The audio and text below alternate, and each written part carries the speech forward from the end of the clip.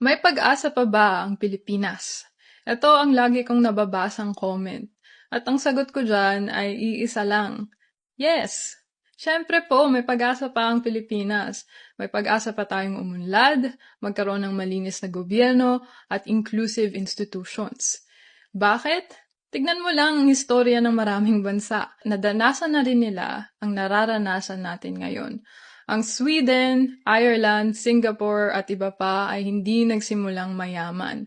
Sila rin ay nagkaroon ng brain drain, magagarbong korupsyon, diktadura, patronage, and so on. Pero nakapaghakbang sila palabas dito dahil ang mga tao nila ay nakipaglaban sa mas maayos na sistema. Cheesy or cliché man sabihin, pero ang kaunlaran ay nakasalalay sa bawat isa sa atin. Hindi ito nakasalalay sa iisang tao lamang. Kung titignan mo ang historya ng ating bansa at ng mga maraming bansa, ito ay isang collective effort. Ang development ay galing sa sakripisyo ng maraming tao. Ang tanong, magiging parte ka ba ng sakripisyo na ito?